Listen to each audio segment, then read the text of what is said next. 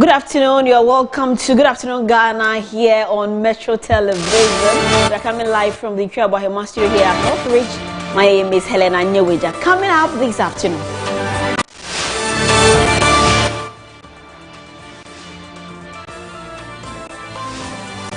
Zoom Lion Ghana begins disinfection of flood-prone areas within the Weja Bawe municipality. Also coming up this afternoon, Ministry of Education moves to curb what is described as an unhealthy culture of excessive displays of wealth through a ban on extravagant post-Wasi celebrations at both public and private schools. On Good Afternoon Ghana, we will be hearing from plastic manufacturers who are strongly opposed to the ban on styrofoam products or takeaway packs. All of this and more coming up now. Please stay with us.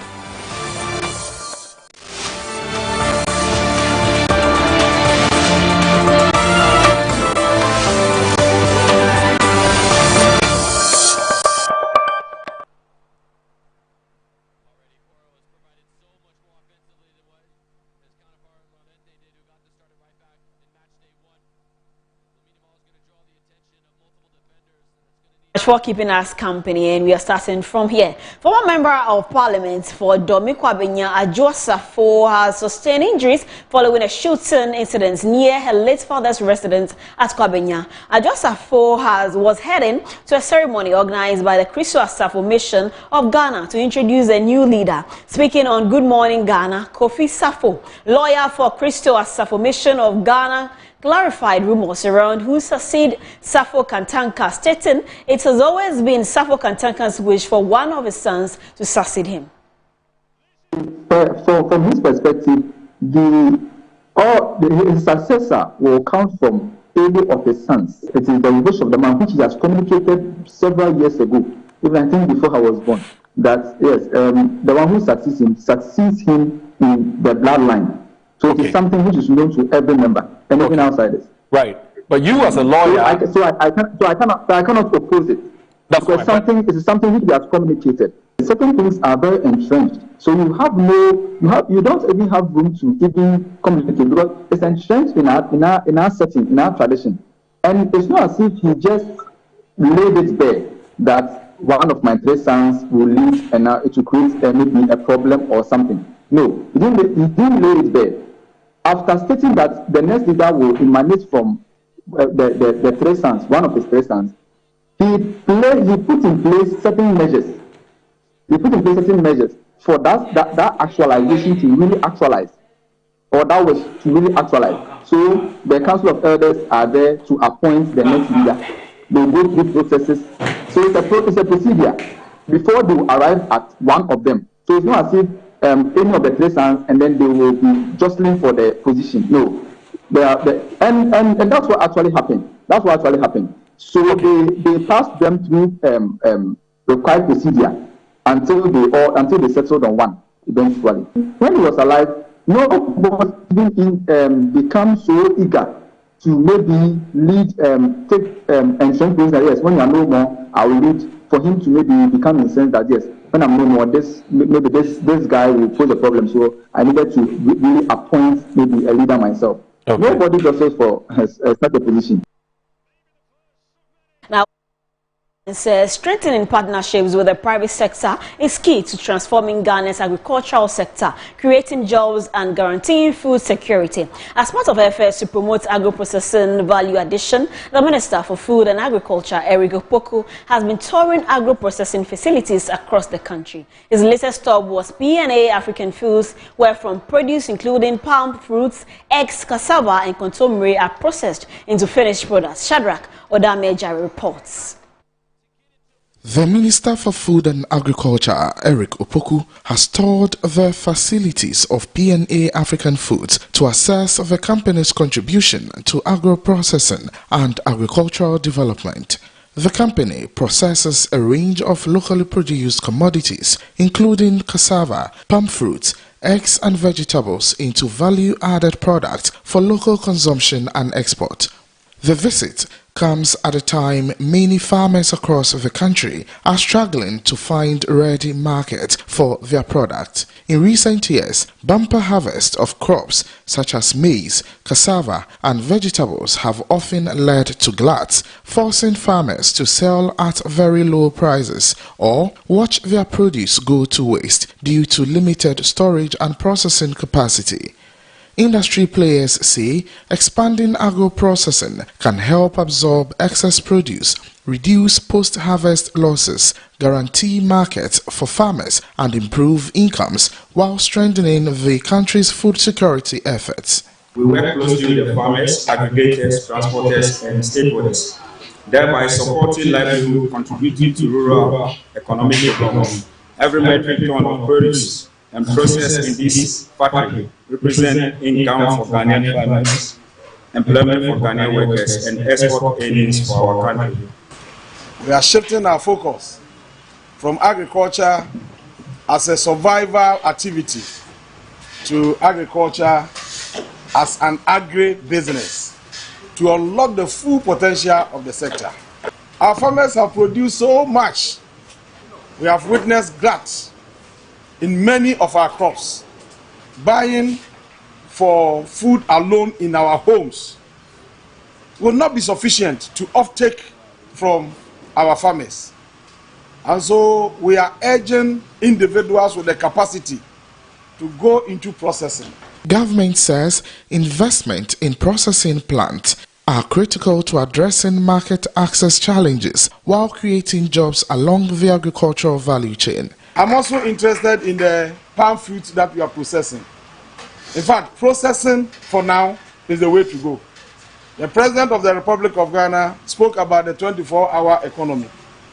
The emphasis of that policy is on value addition. If we can have 5 or 10 of these facilities in our country, the farmers will not be crying for lack of market for their produce. So we encourage you and we wish to have a partnership with you. It is not going to be like... The minister also urged Ghanaians to patronize locally produced product, arguing that increased demand for made-in-Ghana goods will help businesses expand, create jobs, and reduce the country's food import bill. Shadrach Odame Ejari, Metro News, Accra.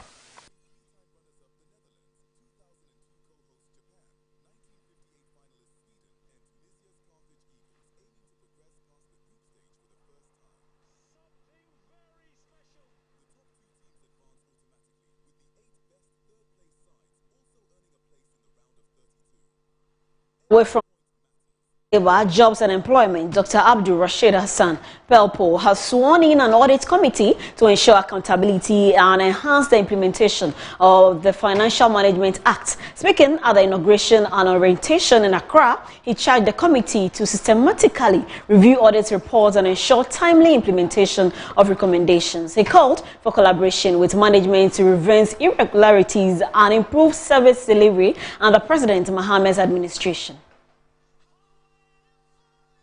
The establishment of the committee aligns with the Public Financial Management Act 2016, Act 921, and Government Accounting Standards. Its core mandate includes its financial oversight, which ensures that proper and effective financial management practices are adhered to, audit coordination, and risk management, which ensures that we facilitate internal and external audit processes and identify and integrate operational and financial risks. Compliance assurance, which ensures we verify adherence to government regulations and policies. And the last but not the least, governance strengthening, which ensures that we enhance transparency and accountability. We'll also ensure that you strengthen capacity building to staff on audit financial management procedures and report regularly to the Permanent Secretary and Minister on key findings. We definitely are going to support you in this enterprise in any way that will ensure that you function very effectively and timeously on issues that are brought before you.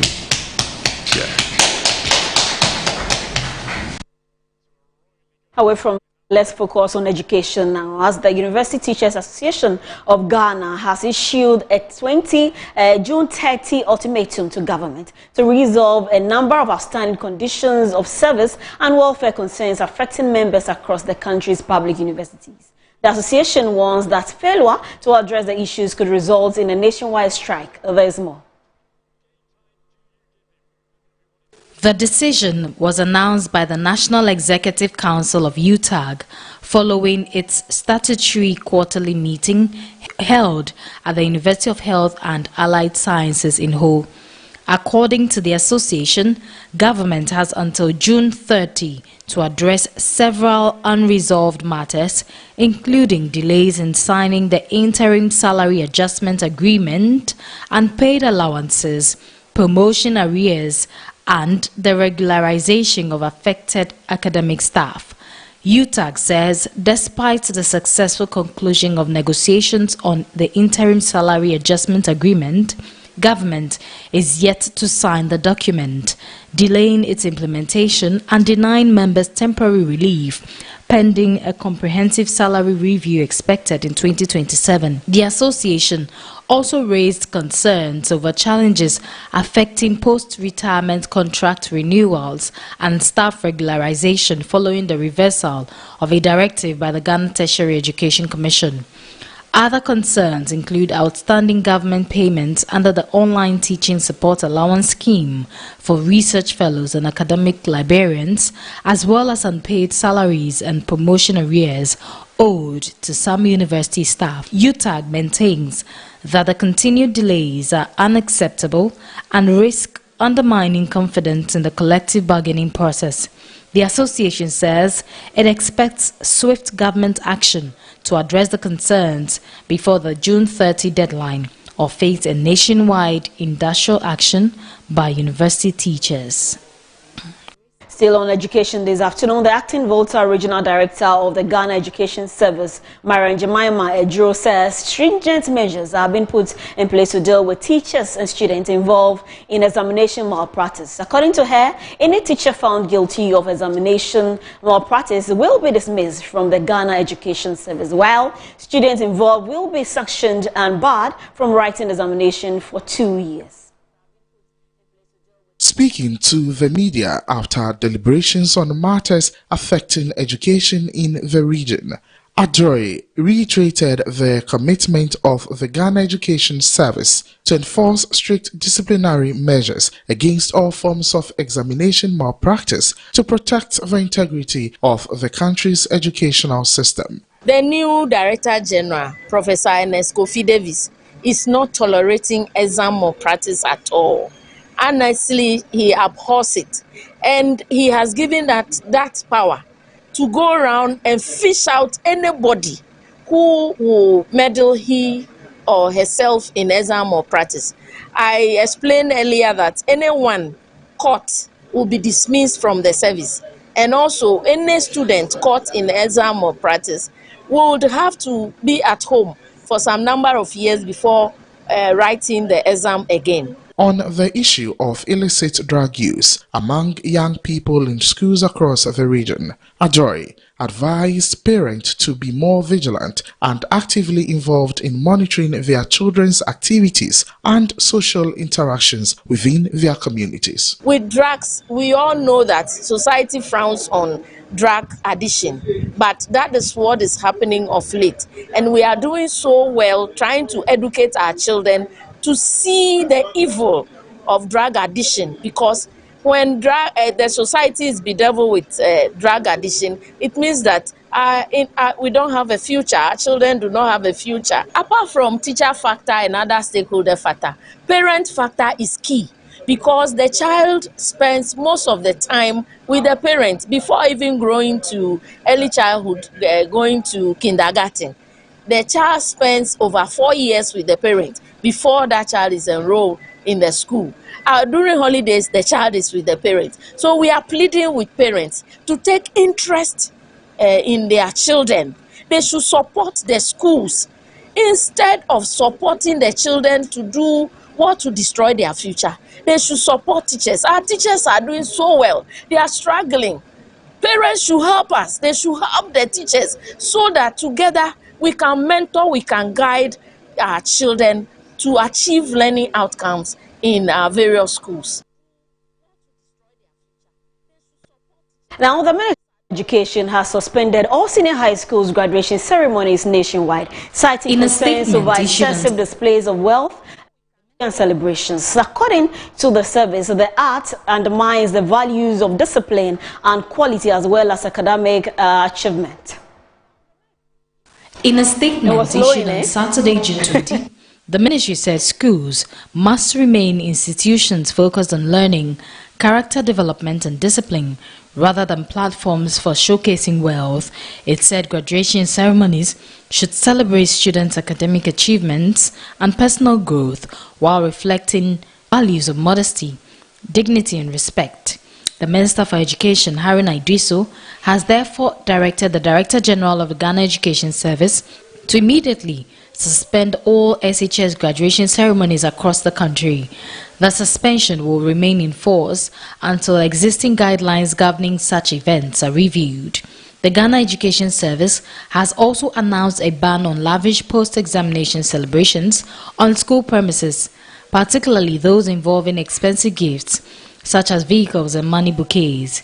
GES says such displays risk creating social divisions among students and shifting attention from academic success to financial status. The service has warned heads of schools that they will face sanctions if they allow extravagant celebrations on their campuses. It has called on parents, guardians and stakeholders to support the directive and help maintain schools as an environment where merit, discipline and equality remain the priority.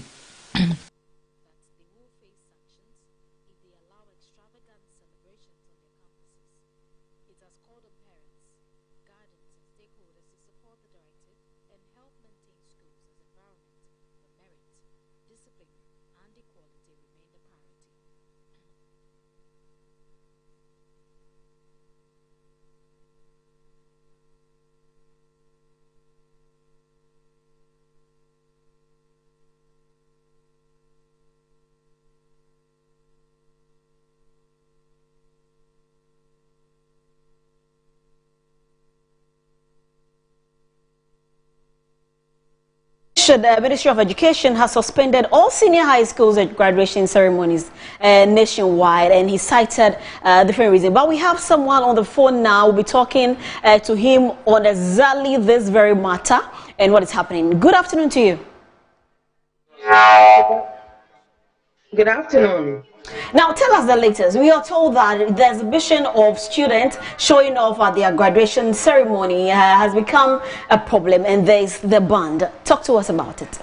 Well, thank you, and then good afternoon to your cherished listeners and viewers as well. Now, we as a council, the National Council Parent Teacher Association, also back the Ministry of Education on the need for us to place a ban on such flamboyant, elegant, associated with graduations and that of, completion of senior high school by our students. We see that as a way of defeating the purpose of education in Ghana, particularly looking at how education should be. That is instilling discipline and that's of character development in our schools. So some of these things go a long way to defeat that purpose. So it should be curtailed. So we support the ban thereof. Okay, what are some of the things that they exhibit during these occasions that makes it's a bit more flamboyant? Sorry? What are some of the things that these students exhibit during their graduations? If you can go further into that. Well, you see that it's a clear, exhibition of wealth, and then, not all the students are not coming from the same background. All of them have different backgrounds, as well as we, the parents, as well. So how the show off is being done is so much. It doesn't, come a long way to help improve the climate or the tone of the school environment. That is why we are supporting this ban. That the way it comes about is too much. And even the money involved in the whole thing is also too much. So let's see how we can curtail it. That's why we are saying that we as a council, we back that call for it to be banned for now. Oh, okay. And so for parents, this is a good news to them? Yes, it's a good news to us. And we are the same people who are doing it. So we are using this platform to let our parents know that some of these things will defeat the purpose of schooling and then education in Ghana. Therefore, we should try our best and then, run away from it or desist from it. The celebration can go outside the school compound, but within the confines of the school premises, some of these things should be curtailed to sanitize the school environment, to promote student learning and character development, and also to curtail some of these divisions that is caused by, background, and socioeconomic background of both students and some of the parents as well. Okay, your final words before you take leave of us this afternoon. Well, finally, we want to encourage all our parents that they can celebrate their awards, but not in the school confinement. And then the emphasis should be on character development. How can we instill discipline in them for them to focus on their career and their purpose in life, to become good and responsible individuals for themselves and their families. And then our awards should also learn to also comport themselves very well and then wait for the result and then see the next step in their lives.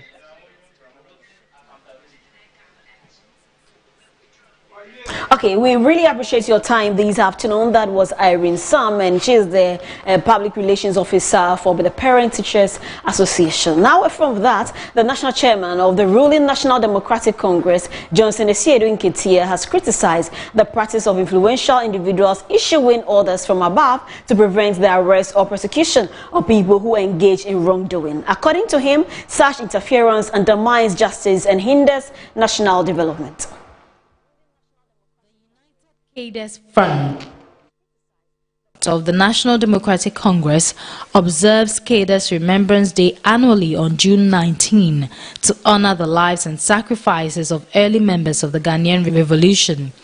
Speaking at the 2026 United Cadres Front Day celebration in Kumasi, the National Chairman of the NDC, Johnson Asiedu Nketia, highlighted the need to promote fairness, probity and accountability in national discourse, while criticizing the practice of influencing justice delivery by influential individuals.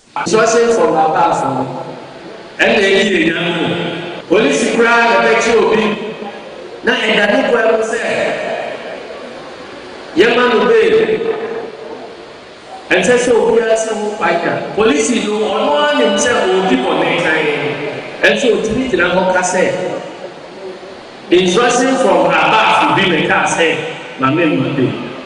Johnson Asiedu Nketia also dismissed criticisms by the New Patriotic Party regarding the delayed completion of the Afari Military Hospital and other hospital projects in the Ashanti region.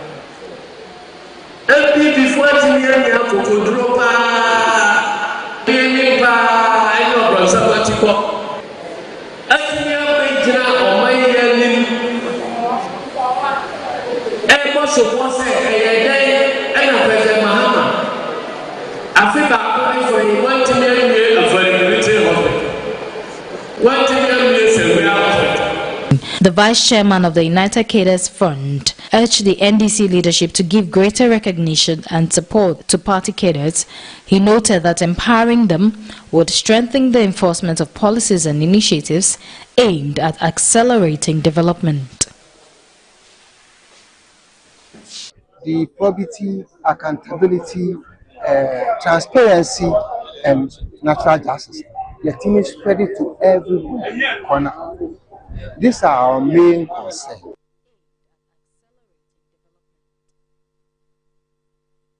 Let's focus on sanitation now, as tricycle collectors in Kumasi are threatening to dump refuse at the entrance of Oti landfill site if persistent operational challenges at the landfill site continue. According to them, persistent breakdown of key equipment at the site is making it impossible for many of the waste collectors to offload waste, forcing them to spend days in a queue. City landfill site has been the only engineered site meant for disposing waste in the Greater Kumasi metropolitan area, receiving between 8 to 10,000 tons of waste from across the region. When the integrated compost treatment plant at Adija began operations, the government planned to decommission and re-engineer the 65-acre site to be used for other purposes, including a recreational facility, as the compost treatment plant takes over the processes and treatment of waste in the region. However, the project did not materialize and waste collectors continue to dump waste at the open site, with residents bearing the brunt of the stench. The overstretched facility has since thrown the city of Kumasi into an unhygienic scene with filth. Speaking during a protest to drum home their concerns, the Waste Tricycle Operators Chairman Salim Mohammed explained that the situation at the dumping site has disrupted their daily work. Why we are talking to the media men or the TV station men, those who attended this issue to help us is at Uti Landfill site, we are having a problem for almost 1 month, 2 months now, which like the problem have not been solved. So we send our message to the mayor, and the mayor involved in, and he himself came in and come and see the thing that we are facing here. So he talked to the contractor, and he told him that what is going on here is not what he likes. So the contractor also led him an assurance.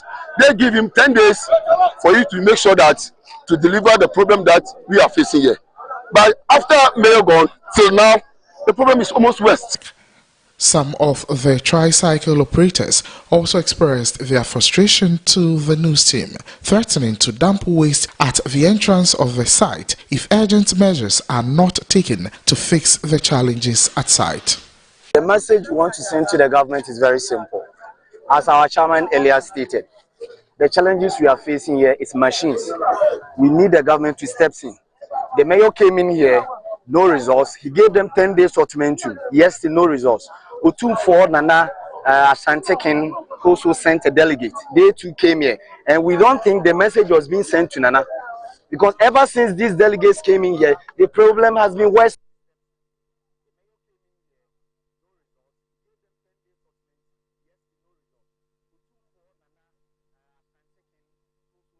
Now, head of emergency management team, Just One Group of Companies, Dr. Gideon Sogbe, has called for establishments of waste transfer stations in all municipalities and metropolis to help deal with menace of landfill sites and enhance proper sanitation. He spoke during a disinfection exercise at flood-prone areas by Zoom Lion Ghana of the Just One Groups of Companies aimed at averting potential cholera outbreak after months of floods in parts of Greater Accra.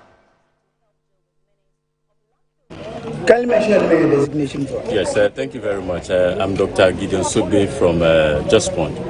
And this morning we are gathered here to disinfect the municipality of Weja Bawi. And then together with Ablekuma North, we are doing this in response to the recent flooding that we all experienced in a part of the Greater Accra metropolitan area, Gama. And we are doing this as a part of our public health emergency intervention program. We are doing this in order to forestall any outbreak of cholera. Any outbreak of cholera within the Greater Accra metropolitan area. Our main focus today would be at the Weja dump sites that we all saw in the media quite recently. And again, there's another new dump site here that the Bola taxis, the Aboboya, send their refugees to. So these are the areas we want to concentrate on for today. As we glide along, we'll look at other vital areas, key areas that are experiencing flooding. The flooding challenges is what we are here to resolve. We all know what cholera does to us, the economic challenges of cholera in Ghana. And this is what we want to forestall. We don't want to sit unconcerned for us to all start experiencing cholera outbreak. You know, this is something so critical to all of us. At the end of the day, somebody is going to ingest indirectly a human fecal matter from somewhere which we don't know of. So this intervention we are currently embarking on is to forestall some of these outbreaks to come. Thank you very much. You spoke about the landfill situation. We've been seeing quite a number of these tricycles. Aboboya carrying these garbages and dumping them there. What do you think we should be doing? What do you think government should be doing to avert some of these unfortunate So relatedly, for waste generation is something which is inevitable. But as we are seeing this, these are some of the gaps. These are some of the gaps that we are all seeing now. So it is up to government now to look at critical measures to put in place. As we speak, we have a lot of gaps when it comes to sanitation management. We are looking at those who are sweeping the streets. That is the YEA.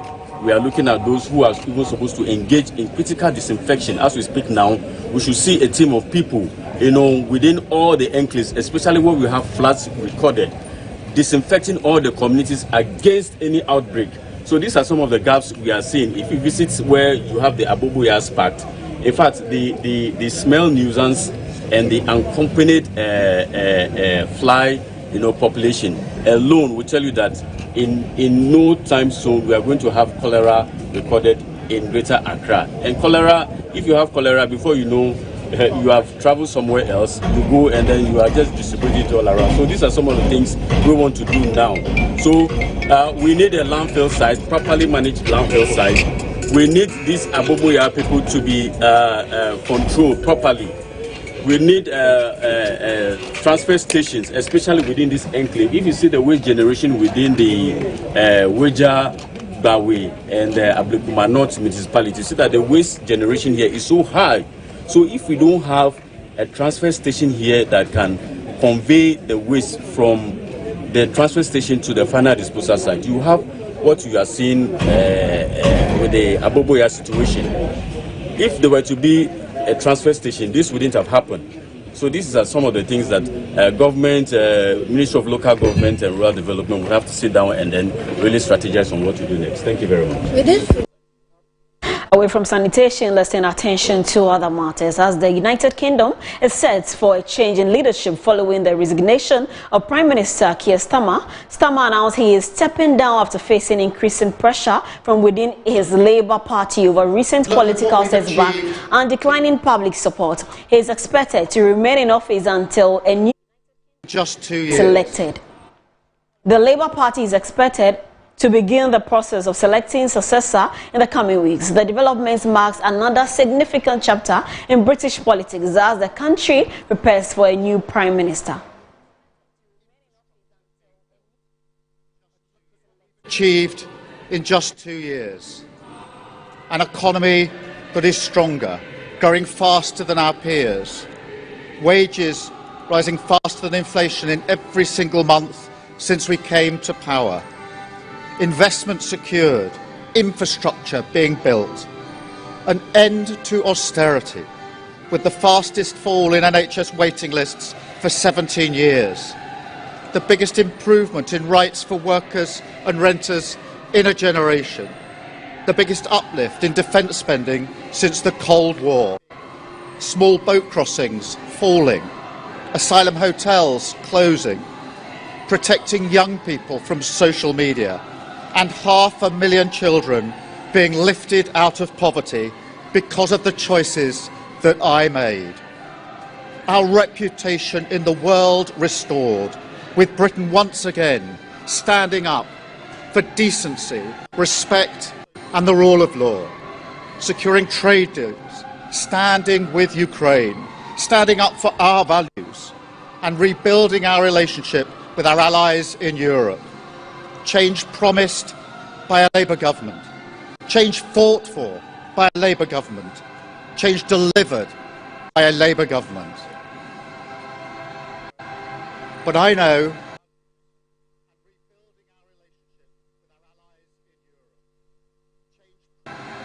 the question being asked now is not who was best placed to change the Labour Party to take us into power and to begin the vital work of improving lives for millions of people.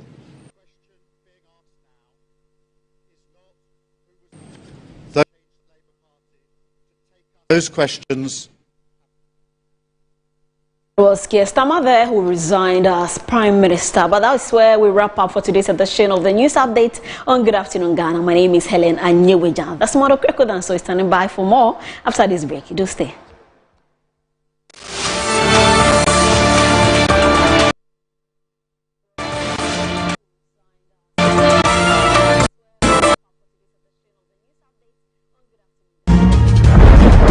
Your bottle and unleash the taste of Storm Energy Drink.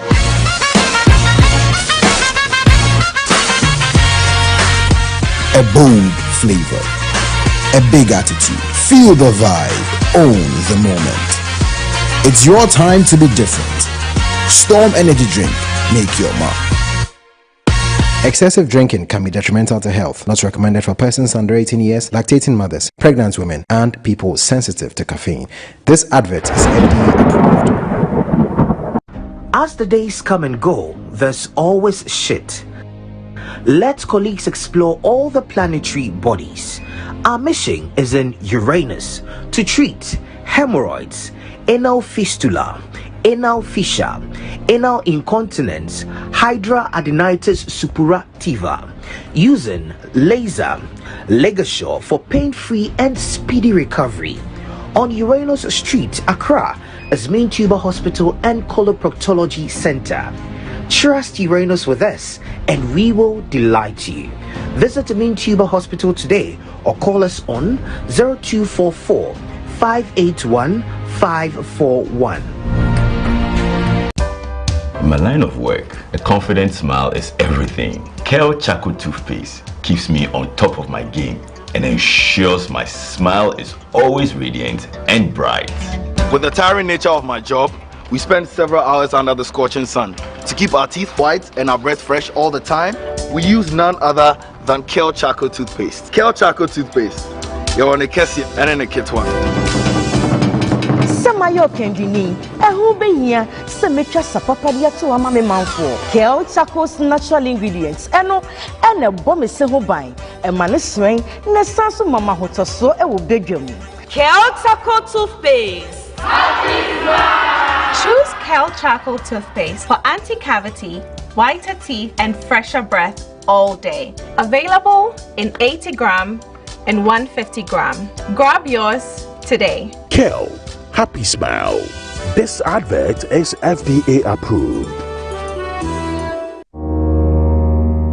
Finding my dream apartment in just 2 days was a breeze with 7terragh.com. Looking for your next home, the perfect piece of land, or the best commercial property for your business? Are you worried about sending money home for property and finding nothing when you return? Well, worry no more. 7terragh.com is just a platform to find prime lands, perfect properties, or vibrant real estate development at the click of a button. 7terragh.com is your go-to property listing platform that allows you to register, list, rent, buy or sell, and connect with correct agents. With our AI-powered smart search, personalized dashboards, verified agent connection, and interactive property maps, all your property needs have been made easier. Check us out on 7terragh.com or contact us on 0302-998-246 or 0561-032-252. 7terragh.com, powered by MNC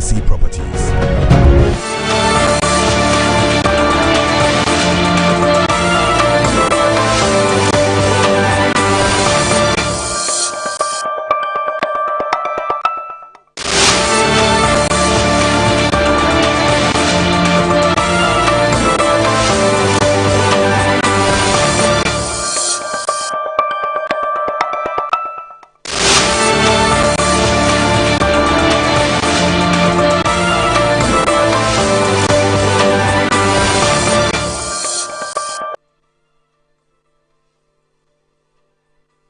Hello, there's the 22nd of June 2026, and good afternoon. Welcome to Good Afternoon Ghana here on Metro T. Welcome to you live from our studios here at Northridge, and my name is Desmond Okrekodan. So it's been a very eventful weekend, lots of activities, incidents happening from various centers across the country, from the Western Central region with regards to the heavy rains to what happened at Kwabenya That's regarding Apostle Kojo Safo's family and the statement by the GES on the post-WASSCE celebration where parents are flaunting wealth in the face of students on various campuses. As we have seen, we spoke to Irene Sam earlier on the show, and my colleague Helen Anyeweja did that, and several other stories that we'll be sharing with you. Of course, on Friday, the 3-day high-level next steps consultative meeting on the landmark UN resolution on slavery, and that also took place with a lot of reflection to be done by people of African descent, and the next step for the reparatory justice agenda. So welcome to the program. Today we'll be having a conversation with the Ghana Plastics Manufacturers Association. They are saying that they need the EPA to have a conversation with them regarding the ban of styrofoam products on the market on the 1st of January 2027. They are saying that people have gone for loans, people are going to lose a lot of money from that, and so there should have been some sort of consultation with them. We will talk to them on the show today, and also we'll talk about reform initiatives. I'm talking about reparatory justice, all of those conversations around that. They've been heavily involved, and we'll get to talk about them as to what exactly they are doing. And also, we have our friends, our brothers and sisters from South Africa who are still calling on government to come to their aid. They want government to evacuate them also, because they are telling us that they are being still attacked in South Africa. They've lost their jobs. They are currently seeking refuge in a church. But how long is that going to happen? And so they want to come back home. We have one of them that will be hearing from right now on this particular issue, what exactly is happening in South Africa. So we can connect to him now and then hear from them. And then we will get into the conversation with reform initiatives in a bit. And later we'll do sports. Of course, the FIFA World Cup coverage is still live here on all Ignite Media platforms, Metro TV, Original TV, and Original 91.9 FM. And yesterday, that thrilling game between Cape Verde and Uruguay took place. Ghana is playing tomorrow against England. What should we be expecting? I've seen again a lot of prophecies from prophets who are saying that Ghana will colonize. Prophet Clement Testament says Ghana will colonize the U.S. In that sense, he's saying that Ghana will beat the U.S. People are getting vision and all of that. We'll see whether that will happen. But let's get onto the lines and speak to a gentleman from South Africa. Hello, good afternoon. Hello? Hello? Okay, so we're unable to connect with him now. When he gets onto the phone line, we'll definitely speak to him to hear from them. Of course, remember that 3 batches have already been evacuated to Ghana, close to 1,000 of them. And when they landed into the country, they had mentioned the various horrendous incidents that had happened in South Africa regarding the xenophobic attacks in the country. And they were happy that the government had helped them, brought them back into Ghana. And again, the government mentioned that there were some supports for them, and that included allowances and all of that, and also the integration into the Ghanaian society, where they had spoken to some businessmen and some CEOs to employ them into their companies, to help them settle into the country. And there's someone in South Africa who say that they need to leave the country. That's when he comes in. We will talk to him. But let's speak to Michael Tetedoku. He's in studio here. He is Communications and Outreach Associate for Reform Initiatives. And I mentioned that they have an upcoming Repairing International Development Conference that is coming up. We'll get to find out more about that. Michael, thank you very much for joining us here on the program. How are you doing? I'm well. Fantastic. You'll be following the World Cup? Yes, I have been, and I don't have much hope for Ghana, but we'll see what happens. Oh, we can't beat England. We'll see. Charlie, there's your hope. Of course, like you say, you don't have much hope, so we'll keep it as that. But talk to us about reform initiatives. For those of us who are hearing of this for the very first time, and then we can delve into the conference also.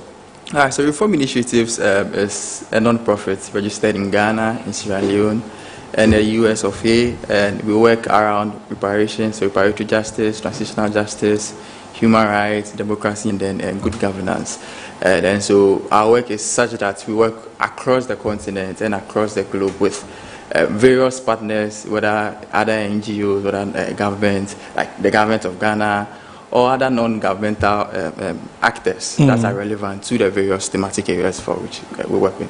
Okay, and for me, the very nearest conversation would be about the one that the government held last week, was a 3-day consultative meeting where you had a lot of dignitaries coming from other countries.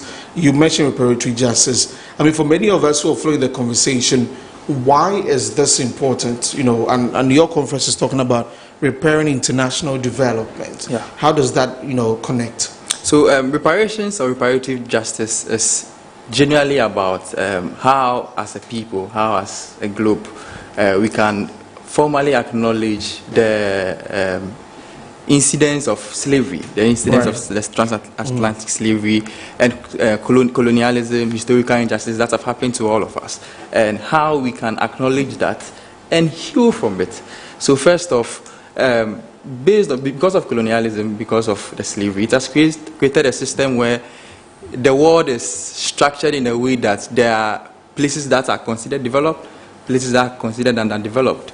And a lot of the problems you have emanate from this colonization. For instance, we gained independence in 1957. Right. Prior to that, countries that existed before us had already been developing. They had already extracted and continuing still. They still extract resources from our countries, our continent, to ensure that they are using it to develop.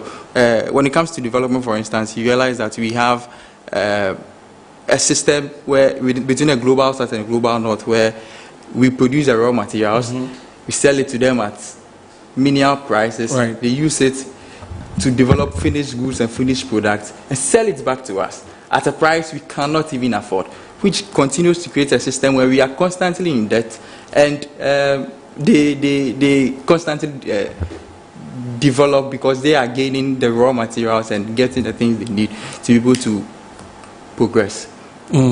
So in doing this for Africans and Africans of of people of African descent across the world, what is the mindset or the idea that they need to be able to be open to, which will help in this healing process we're talking about as we seek reparations for what happened many years ago? So we all need to realize that we were a group of people, or we were something before colonialism. Right. We were something before the Europeans got here. What is that?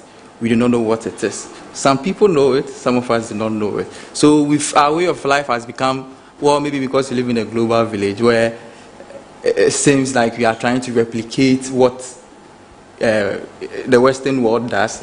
As a people, we need to know who we are. Maybe the conversation should be around how we also contributed to whatever happened to us. Yeah. So we also should be open to what we were before the Europeans got here, right, and how we can learn from what happened to us to change the things we want to change, to be able to develop how we want to develop. Because if you don't learn from the past, how then are you able to move from the past and develop to what you want to become? Right, because a lot of conversations sometimes has been about how the past affects the future. Yeah. And the kind of idea, even in this world, we still have talks about neocolonialism and some of these things that we do talk about. How can I remember I asked this question to the Foreign Affairs Minister prior to the conference last week, that how are we as Ghana going to make sure that in our books, in our mindsets, in the young people who are coming up, will be able to understand what happened many years ago, so that it never happens again, so that we see that as an avenue to repair the past and then plan for a better future.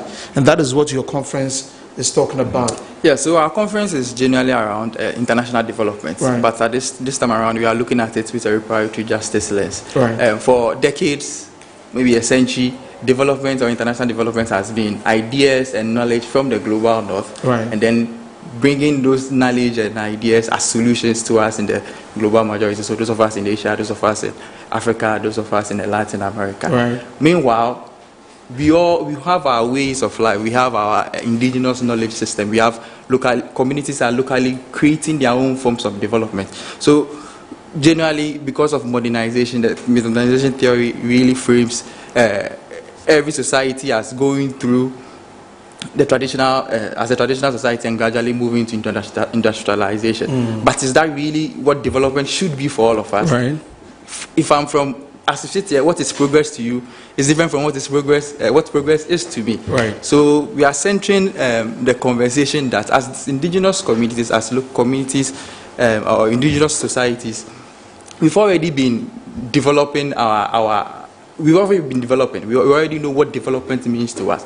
So how to repair that to ensure that our knowledge really counts and it's at the center of international development. How to ensure that if you are investing $1 million into a project, it is the community that is telling you where you should put that $1 million, not you coming from the outside and telling them, this is my framework, this is based on the research I have done, so I'm doing A, B, and C for you. But making sure that it is an equal partnership, not because you have the resources, you control every bit of what the development looks like.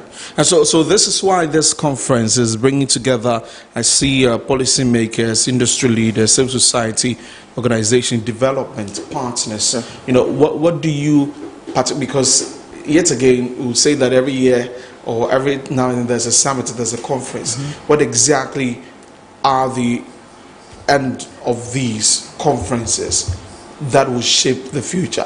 So we are talking about Repairing International Development Conference. At the end of this conference, and with the people that you invited, what are the concrete things that we would take from that conference? All right, so there's a framework that is underpinning everything we are doing. We are calling the 6 R's framework for repairing international development. The first R is reconnect.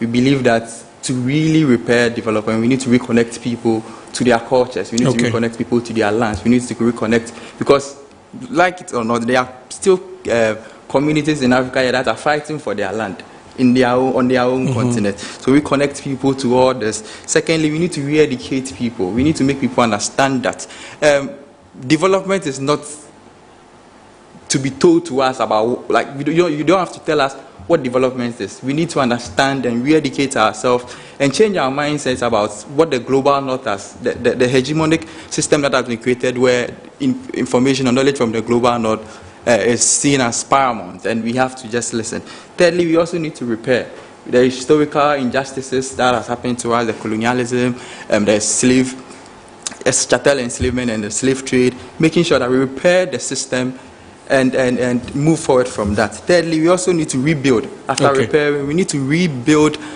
what we want development to look like. And then the fifth one is to resist, because whether we like it or not, and there are always some conspiracy theories about if there is going to be any form of development, powers from the global north try to get involved, whether through a coup d'etat and all of that. So make sure that whatever we rebuild, we resist whatever may come at breaking that system, and make sure we maintain it as it is. And then finally, we need to also reimagine a different future. Development does not have to become re-Europeanizing Africa. Development does not have to be the fact that you go to a place and there are no sky-high buildings or sky-rise buildings there. Does not mean they are not developed. They should define what development means and reimagine that. And one of the things that is also underpinning this, we understand that narratives are very important. Whoever's story is told is whose knowledge counts. If I am doing something and no one knows about it, it does not count. And so at the end of the day, what we are trying to do is bring indigenous communities from across the global majority, come back together and teach each other, or get to show each other what on the respective continents everyone is doing towards development, to see how we can learn from each other.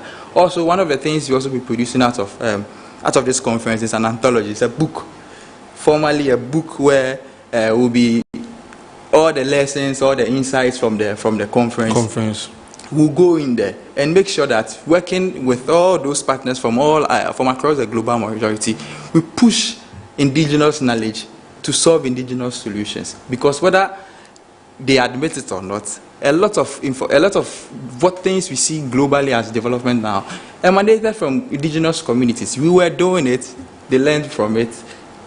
For instance, having a raw product and packaging it as finished good. Right. And so this is what we are trying to do. Fantastic. So with the 6 hours, that's what they're trying to do. So when is the conference happening? The conference is from 29th June to 2nd July. So that's a week from today? Yes, a week from today. Okay. To July? Yeah. So that's a whole week? Yeah, a whole week. Okay, okay. And who are the guests that we should be expecting at this program? So first off, we have Dr. Ashwini KP. She is the UN Special Rapporteur on contemporary forms of racism. Okay. We have Brian Kaguru. Okay. Attending. He's the Managing Director for Open Society Foundation. We have some at the country level. We have organizations like West African Civil Society Institute attending. We have at the government level, we have some ministries participating as well. It's not been confirmed yet, so I can't mention their names. But at the presidency, at the ministry level, we are trying to get, because again, it falls within Ghana's bigger conversation of preparing reparatory justice and repairing the forms of historical injustice that have happened to us. Okay, so from the 29th to 2nd July. Right, from 29th to 2nd July. The venue? It's at the Moving Big Ambassador Hotel, but it's a strictly by invitation event. Okay. So if I can share our socials. Right, go ahead. Yeah, so on LinkedIn, we are Repairing International Development Conference, International Development Conference. And then on Instagram and X, it is Repair International Dev. So Repair INTL DEV. Okay. Yeah, so Repair INTL DEV. Yeah. So anybody who's watched this conversation and will not be there can follow the updates on social media. So that's what Michael says.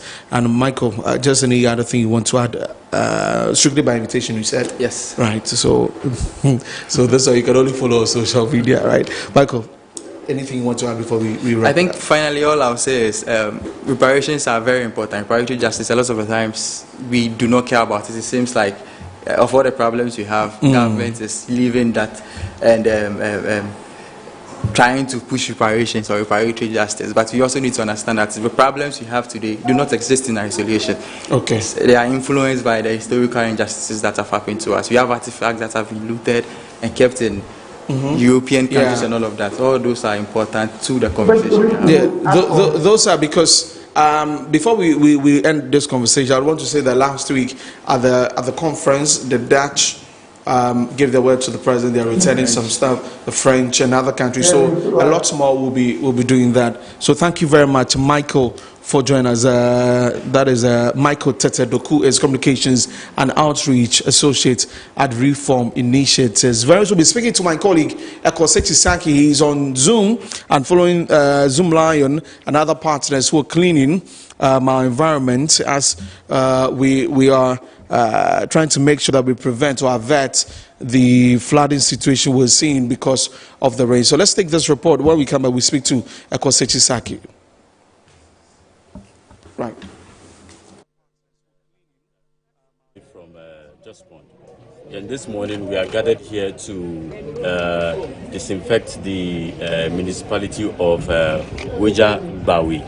And then together with Ablekuma North, we are doing this in response to the recent flooding that we all experienced in a part of the Greater Accra metropolitan area, Gama. And we are doing this as a part of our public health emergency intervention program. We are doing this in order to forestall any outbreak of cholera. Any outbreak of cholera within the Greater Accra metropolitan area. Our main focus today would be at the Weja dam sites that we all saw in the media quite recently.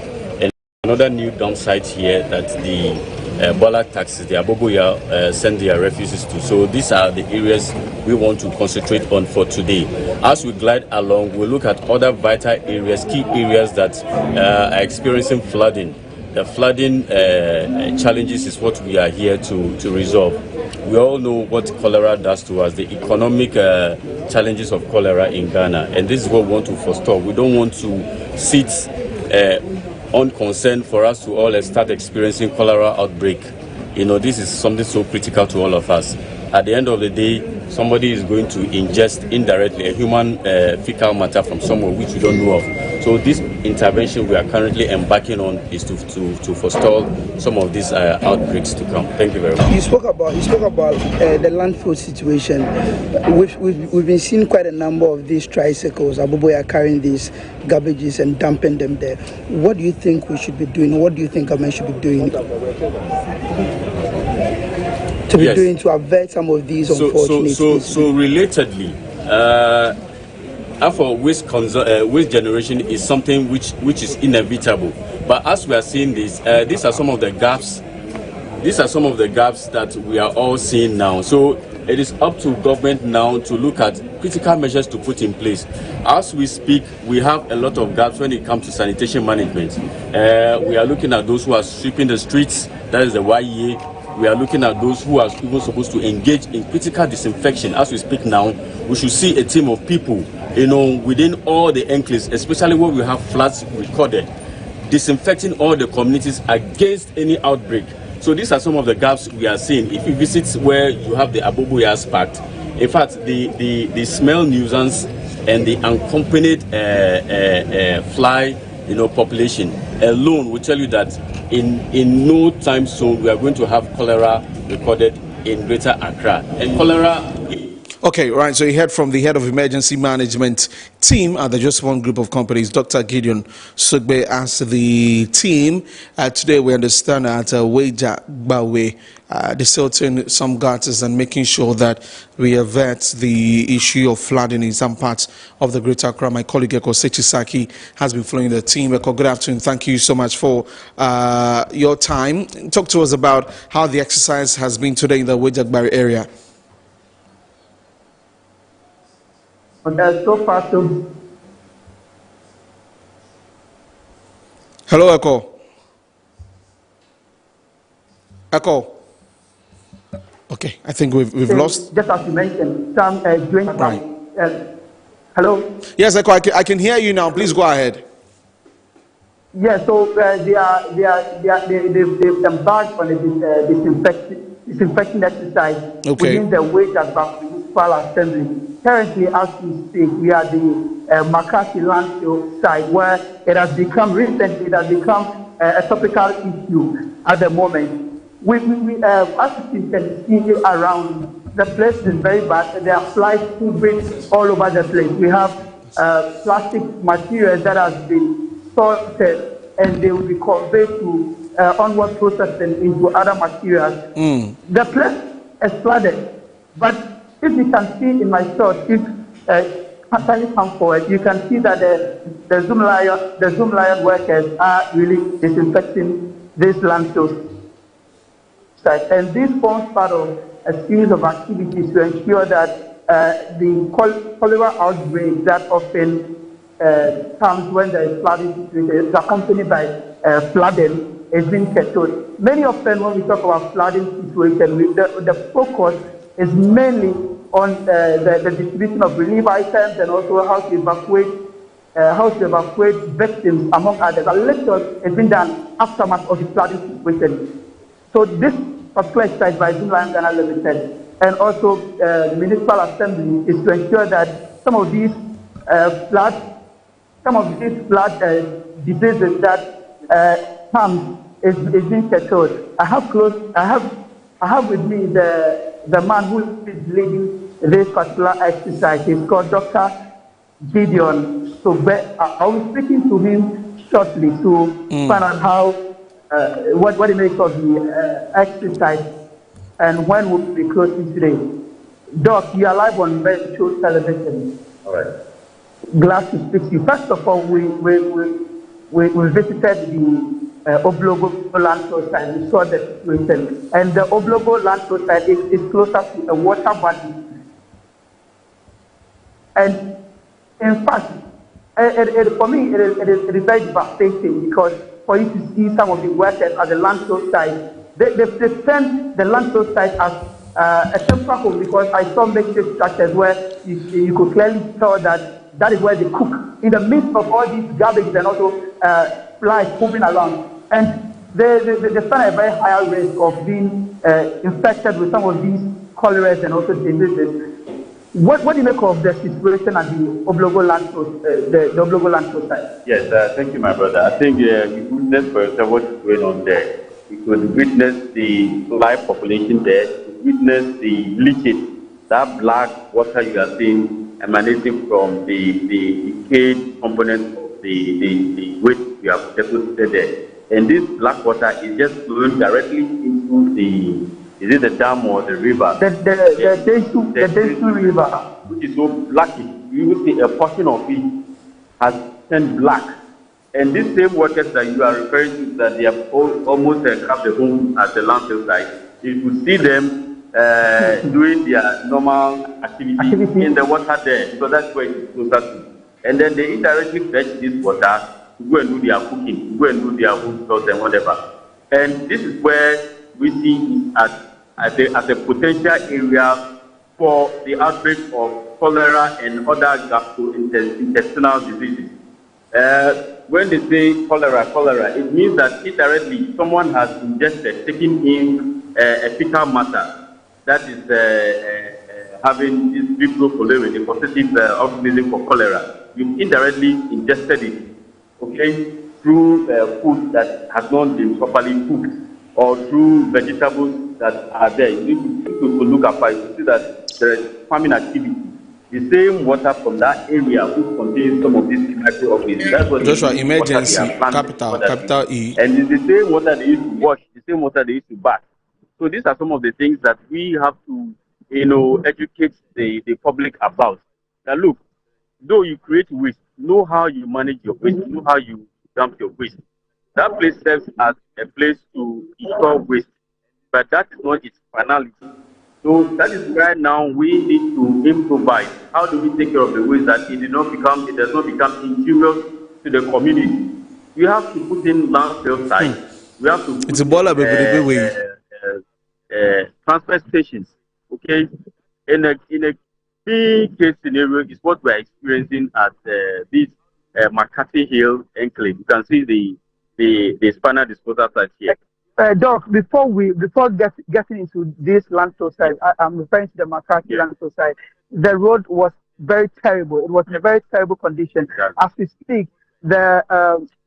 As we speak, the machine, the fumigation machine, that big car, the atomizer, the atomizer can't even get access to the landfill site to do its work at the moment. Exactly. Today, what are some of the things that you are focusing on in terms of the kind of, what is that?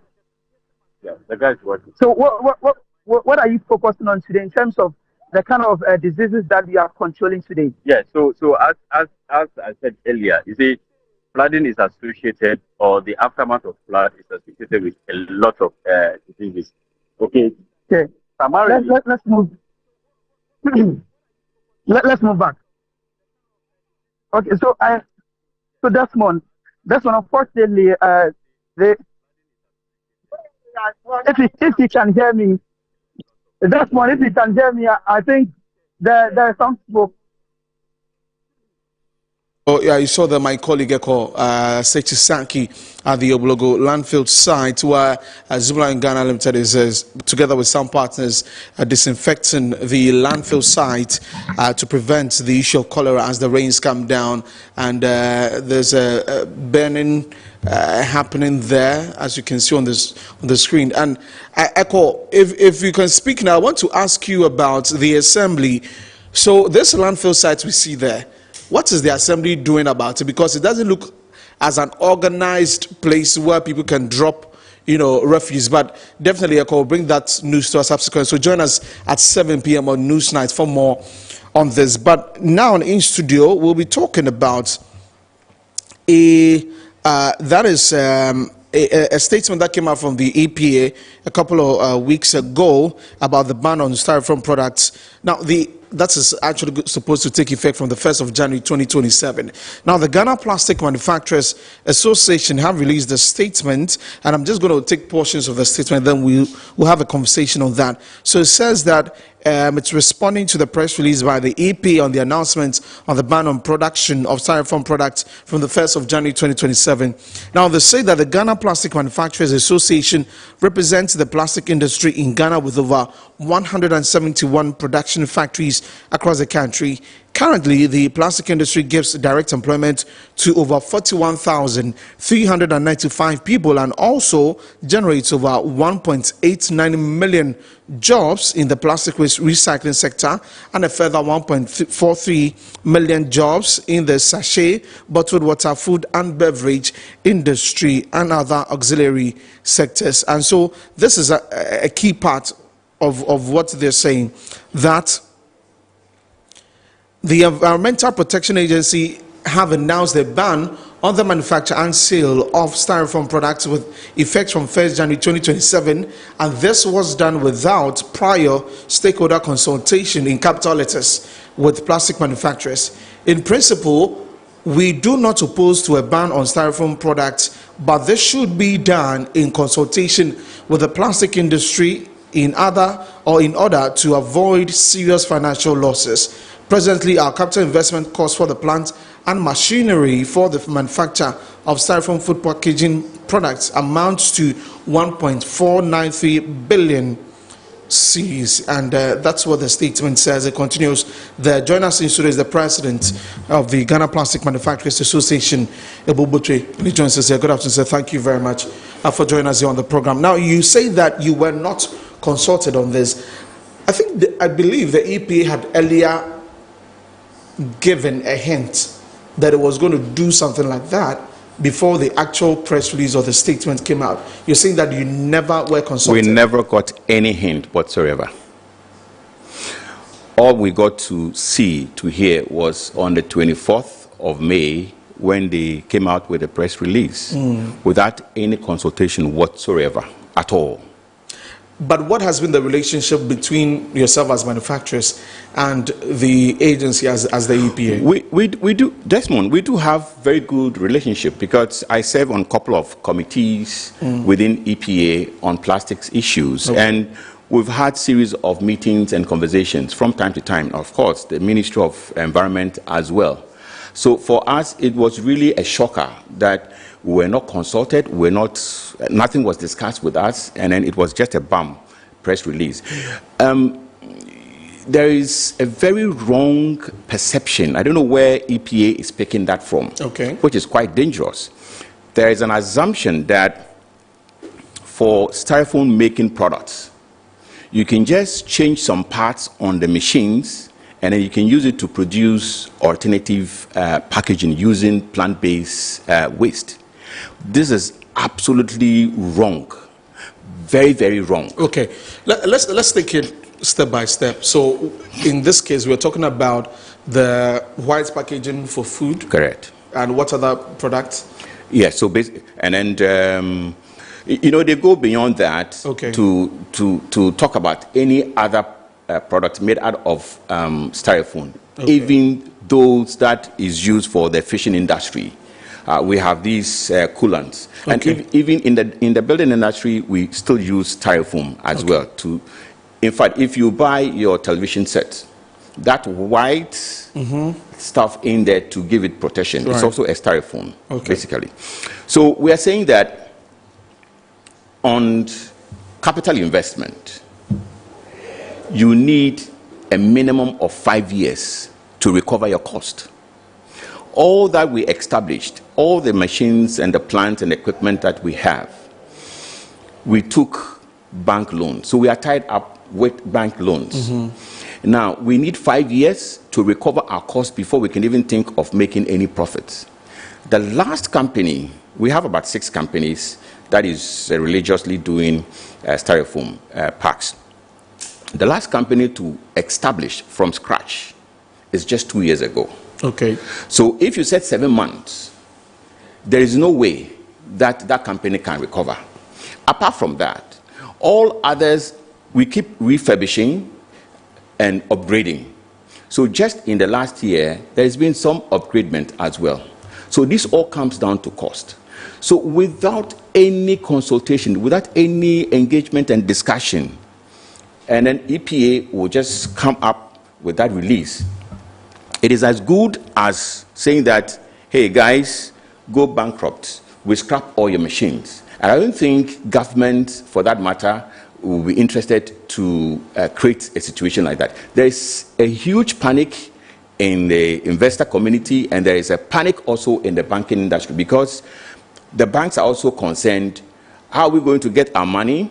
Is it that in 7 months these machines go scrap and we're not going to get our monies? So these are very sensitive issues that we expected much better approach from EPA. Okay, so how much will be needed to set up a company, as you mentioned? For a single unit line for styrofoam, it's about $6 million, and we have several of those. What, $6 million? Yes.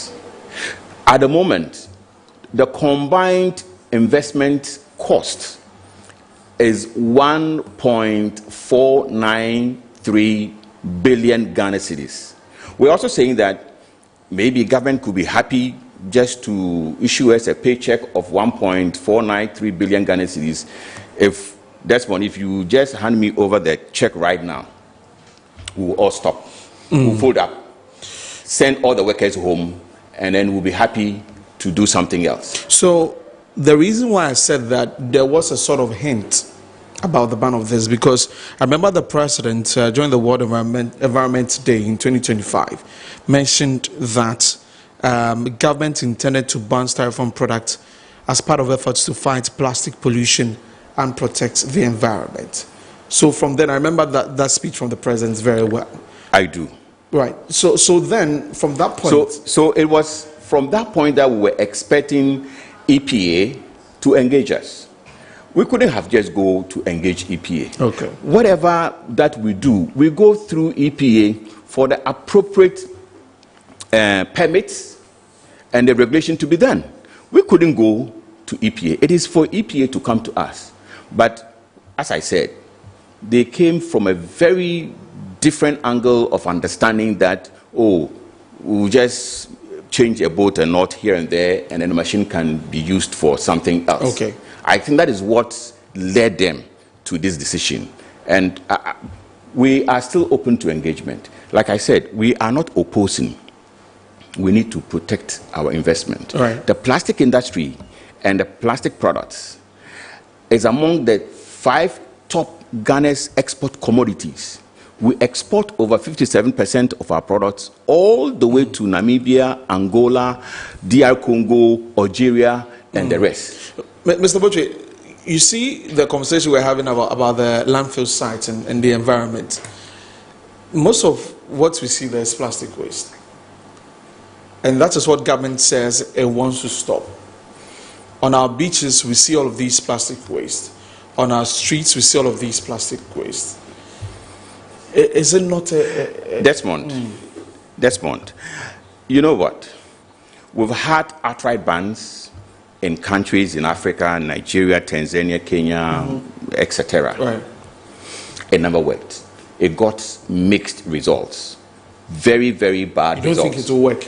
I'm saying those countries, it did not work. They had mixed results, okay?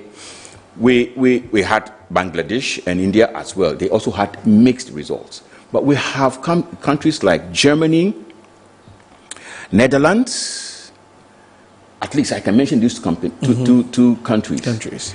They implemented the EPR system, and it's very effective. It works. So the responsibility comes back to the packaging or the plastic packaging manufacturer or the producer.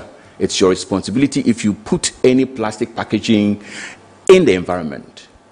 The post-consumer waste, you must make sure 100% you retrieve. It works very well in these countries.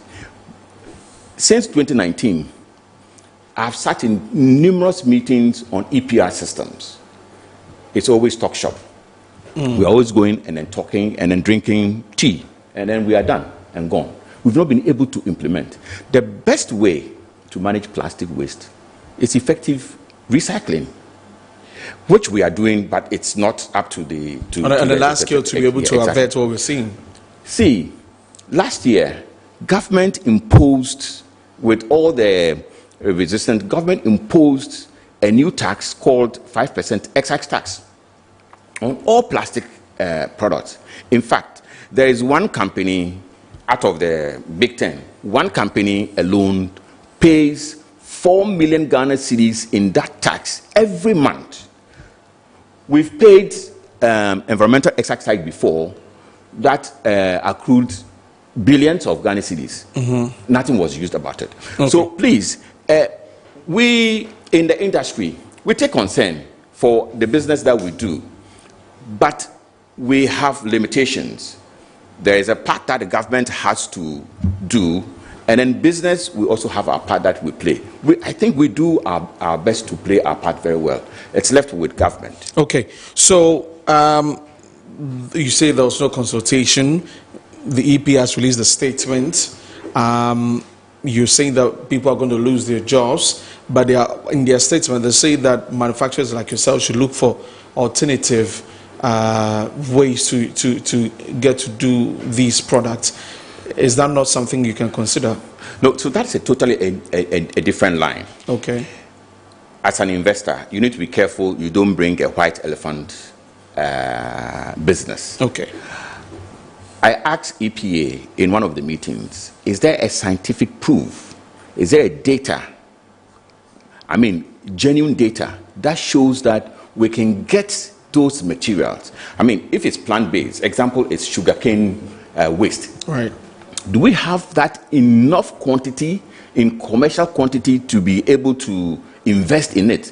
Because efficiency level for any machine should be nothing below 85–90%. So if I go and bring a machine that is supposed to produce maybe 100 tons a day, and I end up doing 30 tons a day or 50 tons a day, it's a complete loss.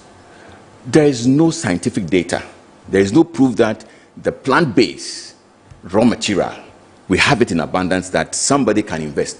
As we speak now, there is nobody who is trying to venture into it. We have all these cottage industries, I mean, I call it cosmetics, that they try to come and do show off these. They can't come up with commercial quantities. I mean, how many millions of food packaging that we do in a day? We need to be frank and pragmatic when we take certain actions and decisions. What do you do now? So we are asking government. We've delivered a petition to the presidency this morning. Right. We hope for a favorable, and all we're saying is that let us have the space of up to 31st December 2029. 2029. So if it's effective, we are saying 1st January. So basically it's up to 31st December 2029. That we would make sure we'll run down, wind up, and scrap our machines. At that point in time, we would have been able to at least recover our cost of investment. We don't gain and we don't lose as well. In the meantime, the imports that come in is also in huge quantities. Yes, we are doing some here, but a lot more also come from in outside the country. as imports. So we encourage government that for imports, you can start the ban from 1st of January 2027. But for the local manufacturing, give us that grace period so that we'll be able to recover our costs. My final question, you talk about what happens in Germany and Netherlands. Are you willing to take up the cost of looking out for the post-consumer, well, you used a certain word, that when consumers use... post-consumer waste. Yeah, post-consumer waste. Yes. Are you ready as manufacturers? We have been ready long time ago. In our proposal to EPA, we mentioned it. Okay. So you're waiting for the response from the presidency. That's right. But you didn't petition the EPA itself? No, we did. Okay. We did. Okay. Right. So we'll see how that goes, because the plastic waste production in Ghana is a lot. I mean, it's a lot of it, as we see. And again, there's so much education that needs to go on. But as you say, you've petitioned the EPA, you've petitioned the presidency, and you're asking that they give you time to 2029 so you can recoup, and from there you can look at other safer ways of doing your production. So thank you very much, the president of the Ghana Plastic Manufacturers Association, Mr. Ebo Botwe. Thank you very much for joining us. We're doing a quick one before we do sports. Let's get on to Zoom now and speak to that is John Ofori. He's a resident in South Africa, joining us via Zoom. John, can you hear me? Hello, John. Okay, unfortunately, John. Right, John. Good afternoon. Thank you very much. What did you say is your problem? What is happening to you in South Africa and your colleagues? Okay, sir. The problem going on here is, I think it was last month or within this month. Let me say that the government just said that there's some things which is going to happen here in South Africa here. So the government, you get the news that the government want to just come and evacuate those people that they want to come home because of those things that is going to happen here. So we all ran to the embassy and get the registration forms, everything, pass through everything. So I think I ran on the 1st of this month. They just told us that the government is going to evacuate everybody who has been passed through the screen. So we should prepare ourselves and come to the embassy on Wednesday. So on Wednesday, those that are staying at far place, we all prepare ourselves with our luggage and you get to the embassy. So that Wednesday, they disappoint us. Okay. They told us that the John, government can you sorry to cut in, but can you put your camera on so we can see your face, if that's okay with you? Okay, so John is in South Africa, and he is sharing with us that a number of Ghanaians are being taking refuge. I think the volume is very down. Okay, so John, you can go ahead now. So you're saying, yes, I can hear you. You're saying that you joined in like many other Ghanaians. So in South Africa, you presented your documents, you were prepared, but the government didn't come in for you.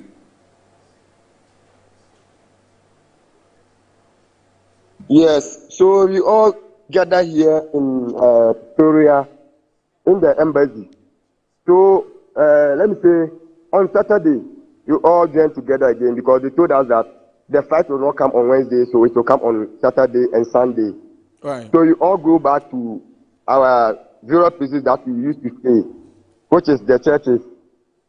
So after that is Saturday, we came back to the embassy again. And some of our friends get a chance to join the flight. So on the Sunday, another flight also came. So some of our friends also get a chance to also join. So let me say, left with almost 900 plus, which is at the back. So you were all still waiting for the government to just come and evacuate us.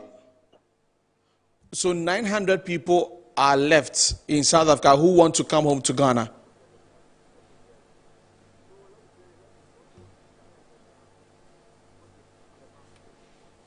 Hello, John.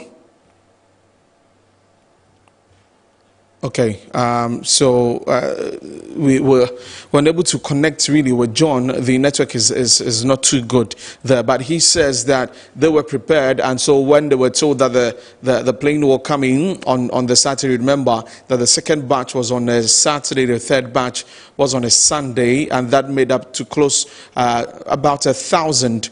John, so you're saying that about 900 people are left. Have you contacted the embassy? What are they saying to you? Okay, so let me say... the High Commission, Monday, we went to the embassy because on the Sunday, the next batch left on Sunday. So on Monday, we went to the embassy. So we are all waiting for the embassy to tell us something. What the embassy is going to tell us that the government has evacuated everybody who wants to evacuate. The number they gave to the government, he has evacuated everybody. So he's not going to evacuate anybody again. So we were like, it's not easy over there. So some of our friends make it like fighting with the embassy, those people that are working there. So Mr. Benjamin Kwasi came out and tell us that he's talking to the government so that the government will give us another date or the flight who will come and evacuate the rest of us. Okay. So we should all go to our various places. It's not easy because you sell our things. Where you are working, you just tell our boss that you are going. And due to our fingerprints, the embassy also asked us our problem, the reason why you want to go home. We explained to the embassy that no, what is going on here in South Africa here, you can't stand. So you want to go home. So are you scared of the June 30 deadline? Hello, sir. Yeah, I'm asking, are you scared of the June 30 deadline? Please, I don't get you. The June 30 deadline that was, given by March, the protesters, are you scared about that? You think your life will be in danger after that? Yes, of course. Of course, our life is in danger because these people. There are some people that the government will talk, but they will never listen. Especially the Zulus. There are some people that they don't listen to anything. If they think of doing this, if they don't do it, they will never stop. Okay. So you are all scared. I can just take the picture back and you will see the people, some of my people that they are here with me here. Okay. John, thank you very much. We'll get in touch with the Foreign Affairs Ministry, and then we hear from them also what they have to say. For now, thank you very much. John Ofori is a Ghanaian resident in South Africa, says that, for him and his colleagues, they've sold their properties. They were hoping that they could be part of the first, second, and third batches who were evacuated from South Africa into Ghana, but they've been told by the High Commission in South Africa that is all for now, and they are scared for their lives. He says that about 900 of them are still there in South Africa seeking refuge in churches and other places, and they're scared for the June 30 deadline that was given by the March for March protesters. Would get to the Foreign Affairs Ministry for some responses on that. This is Good Afternoon Ghana. We're taking a break. When we come back, we're talking sports. The FIFA World Cup is still on. Cabo Verde did some magic yesterday with Uruguay and some other games coming up. Stay with us. We'll be back shortly.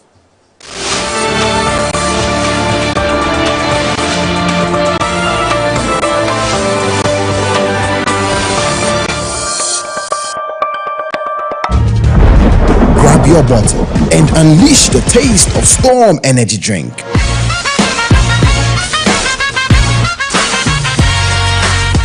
A bold flavor, a big attitude, feel the vibe, own the moment. It's your time to be different. Storm Energy Drink, make your mark.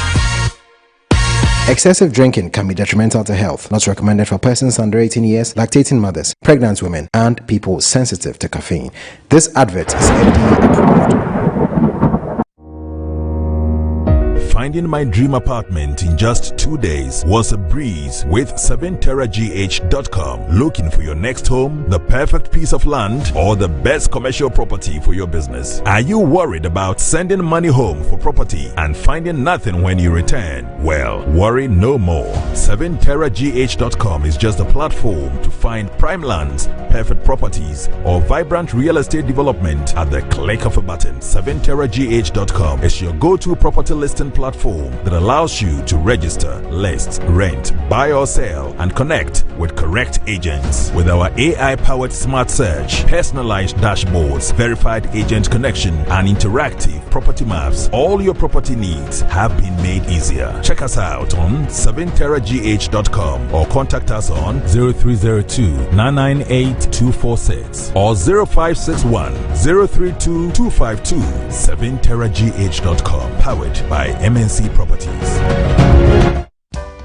In my line of work, a confident smile is everything. Kel Chaco toothpaste keeps me on top of my game and ensures my smile is always radiant and bright. With the tiring nature of my job, we spend several hours under the scorching sun. To keep our teeth white and our breath fresh all the time, we use none other than Kale Charcoal toothpaste. Kale Charcoal toothpaste. You're on a Kessie and in a kit one. Samayo Kendini, a who be here, Semetra Sapapadia to a mammy man for Kale Charcoal's natural ingredients, and a bomb is a hobby, a manis ring, Nesansu Mama Hotel, so a will bedroom. Kale Charcoal toothpaste. Choose Kale Charcoal toothpaste for anti-cavity, whiter teeth, and fresher breath all day. Available in 80 gram and 150 gram. Grab yours today. Kale, happy smile. This advert is FDA approved.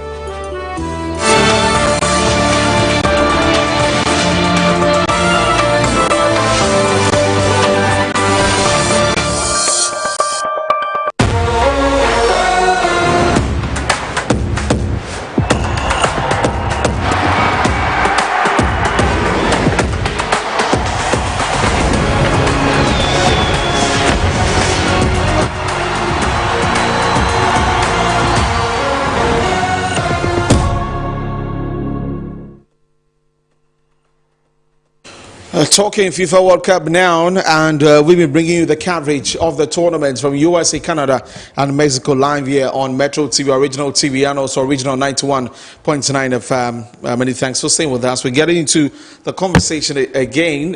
Yesterday, Africa was represented by Cabo Verde or Cape Verde, and then the Ivory Coast on Saturday. Also, just what was the word? They just my Germany just beat them by 2-1. Very, very painful defeat there. And Kemi Keys joins me this afternoon to bring us more details from the FIFA World Cup. Kemi, good afternoon. How are you doing? By the grace of God, I'm good. Yourself? Fantastic. I'm okay too. So tell us what you have for us today. Well, over the weekend, we saw a lot of fixtures happening. We saw the likes of Cote d'Ivoire play against Germany. We also saw Cabo Verde play their game yesterday, and then in the early hours of today too, we saw Egypt also play their game. So these are fixtures that are coming from the African side. But before we get into the substantive conversation for the day, we'll take some stories that have come up from the FIFA World Cup. And our first story is that so the fixtures is that Scotland against Morocco, where Morocco won the game. So those are the results on the screen as you see. Right. So Scotland lost to Morocco by 0-0. Brazil also won their game against Haiti, a 3-0 win. We saw Turkey also lose to Paraguay, and unfortunately they are the first African country to exit the tournament, although they have a substantive game to play. Then Netherlands beat Sweden by 5-1. This is a very dramatic game because you saw them. Sweden also beat Tunisia by 5-1 their first game, and this time it's like they've had a turnover there. Then we also saw Germany do a comeback against Cote d'Ivoire, where we saw 2-1, and this is one of the most surprising games we watched yesterday. Also, other fixtures is that Ecuador also drew to Curaçao in that game in there yesterday, and Tunisia also lost to Japan by 4-0. Spain also beat Saudi Arabia 4-0, and we saw Lamine Yamal also get his first goal in the FIFA World Cup, and I think that's just the pathway to greatness for the youngster. We also saw Belgium drew to Iran. With Iran, that was a very, very. I don't know the issue with Belgium. They always put together a very good team, but when they get to the tournaments, they are unable to deliver. And then Uruguay played out 2-2 with Cape Verde yesterday, and that was a very exciting game, back and forth, on both sides. And as you see, Egypt also won by 3-1, beating New Zealand. There, Argentina will play Austria, and you also have France playing against Iraq. And then on Metro TV tonight at 12 a.m. we'll bring you the game between Senegal and Norway. That's going to be a big one. Erling Haaland will be representing there. Sadio Mane and his boys also will be doing theirs, and that's the group standings in the games over the weekend. Yeah, so for Group C, you see that Brazil, after their 3-0 win against Haiti, has taken them to the top of the group with 4 points. Morocco, Africa's brightest side, are also just below Brazil in there with also 4 points. Scotland also 3, and Haiti at the bottom of the group. But let's see how it turns out for them. Now, USA too are in a very comfortable lead. They've joined Mexico in the round of 32 with 6 points. Australia 3 points. Paraguay 3 points. And any of these teams will be looking forward to make it to the next stage. But unfortunately for Turkey, they top the group with no points in there. Turkey is bottom of the group, and that's a very surprising one. Yeah. They played over 60 shots in 2 games and unable to beat that is Paraguay and Australia. Very, very sad for the young players of Turkey. Arda Güler, Kenan Yıldız of Juventus in there, Barak also of Galatasaray, and a number of players there. But Charlie, you get to the tournament and sometimes everything just goes off for you. And that's the next group we see there. We see Germany also top the group with 6 points. I also think that they're in a comfortable lead to proceeding to the next stage of the competition. Cote d'Ivoire in there with 3 points. Ecuador are also there alongside Curaçao. And I think that these two teams, it's surprising to see Ecuador be around the 3rd position. Ecuador, for me, I was very surprised that they could not beat Curaçao even by a lone goal. I know Curaçao, have showed what they're capable of, but in that game, the Ecuador missed a lot of chances, and that's what this tournament has actually shown. That if you do not take your chances, it will come back to haunt you. So Germany leading there. It's been a while Germany had such a good tournament, and they're already doing that. And in the next group, we see Netherlands there with 4 points after beating Sweden by 5-1. Charlie. This is one of the most dramatic groups so far in the tournament. With Japan also. I mean, for this, Tunisia is already out. So Sweden, Japan, Netherlands would qualify depending on the outcomes from the other groups. And after 2 games, Egypt is leading the next group. Group G, we see Egypt on top of the group with 4 points, and after yesterday's game, or earlier today's game, and then Iran, we also see them with 2 points in there alongside Belgium. And it's surprising to see Iran on top of Belgium, because nobody would have ever thought that Belgium would be third on the group. Everybody's coming with a full vim to play the tournament. But talking about Belgium, Thibaut Courtois has been speaking. He's their goalkeeper. Let's listen to him. Eventually you always put it behind you. It's not a problem. Football is about the present, and we have to learn from what we didn't do well today. But I think in general we played a quite good game. Obviously you can always find things you'd have to do better, but I think we had enough chances to score. We didn't score. The goalkeeper played a great game. They had a few chances on a free kick, on a set piece, on a throw-in, and that's the same. So that's exactly what we expected. And if you don't score, it's always like this. So we know there's a lot of pressure for the next game, and we'll have to win. And then hopefully, if we're lucky first, if not, then pass as second. I think it's kind of bittersweet feeling before the game. We knew what to expect. We had lots of respect for Belgium team, for so many good players they have. But from the other side, I think we started the game quite well. First half, very close. Goal we scored, and unfortunately it was offside. But I think second half, after 1 man down, we create 2-3 very good chances. And to be honest, the feeling in the dressing room is that we could have even get more than what we get today. But from the other side, we are very, very happy with the performance we had as a team. I think we've shown a great team spirit, even though I think we have said enough with the situation we are in. I think we showed how united we are, and we did a great performance as a team. I think players started off the bench, staff, everyone involved. I think we showed the team united today, and hopefully we can bring the same energy for the last game and make the best result out of it. So now we play 2 games. So you heard from Thibaut Courtois, the goalkeeper for Belgium, and also the Iranian players sharing their thoughts on the game. But Mo Salah scored yesterday in a tournament where the big boys are scoring. And he made mention that they are very happy and proud for their first win. I remember that this is their first win since the 90s, and then ever since they came into the World Cup. So I think that it's a very big win for the Egyptian side. But he's been speaking, so let's take a listen. I always give my best to the national team and try to give my experience to the young player to help them to achieve big thing. And today, I think it's a very special day because our first win ever. And I told them already in the huddle, I told them, guys, look, you can write the history today and also next game. If you qualify first of the group, I think we will remember for years to come. We were not lucky with this group to win Africa Cup, but we qualified to the final two times, and yeah, we were not lucky enough to win it because we lost also penalty. So the only thing I would say, like, we just give it our best and we achieved something I think very difficult in history to happen, for Egypt to be hopefully win next game and we'll be the first in a group. So we just enjoyed football and we give it all for our people. Well, it's a tough team, as you can see that they scored first and they were sharp in the first half. And yeah, I'm lucky that the second half we managed to come back to the game and we were mentally strong. But it's a tough team. They drew the first game and they were winning against us today. But yeah, it's a good team, good player. Most of them play in Europe. They know it's a tough level and also mentally they are strong and physically. But yeah, I'm glad that in the end we managed to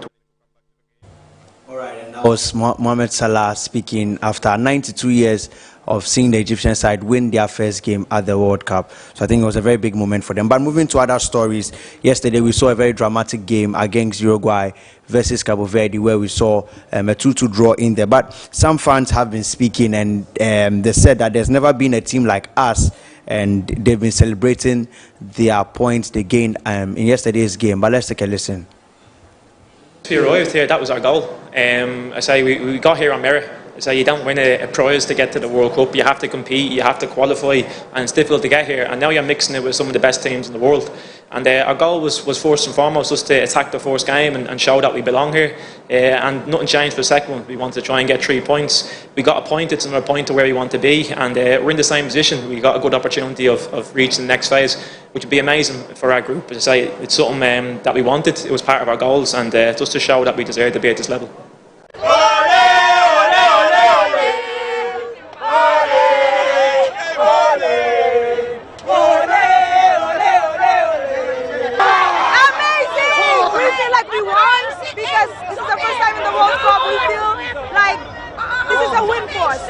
We feel like we have to celebrate because this is a win and we are happy! Take the Mandali! Hey, no, take the Mandali! Take the Mandali! Hey, no, take the Mandali! Take the Mandali! Hey, no, take the Mandali! Amazing! We did it! They thought it was going to be easy, but it was not. Small little country, look where we are today. Tem força!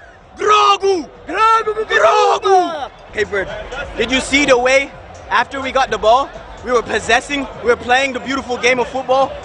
There's never been a team like us. We have the most power, we have the most força. They don't know about Cape Verde. They don't know about us, but now they do. Now we're on the map. Now we're on the map. Yes, sir. Now we're on the map. Come on. Cabo Verde.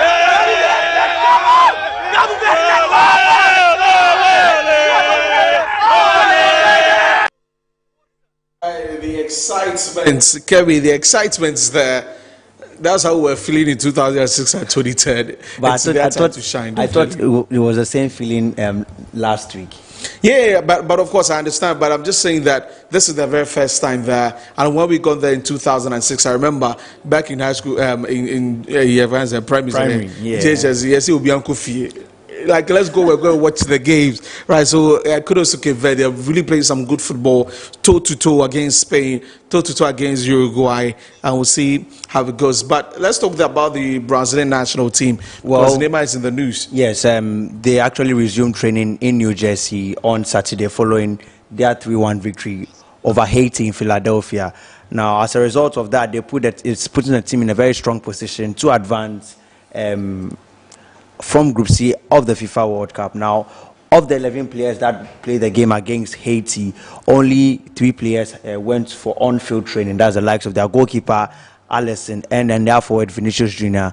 And then we saw the midfielder, Lucas Paqueta, who took part in that on-field training. For the rest of the team, they had lighter schedules where they were focused on recovery. They did more of strength conditioning work at the gym.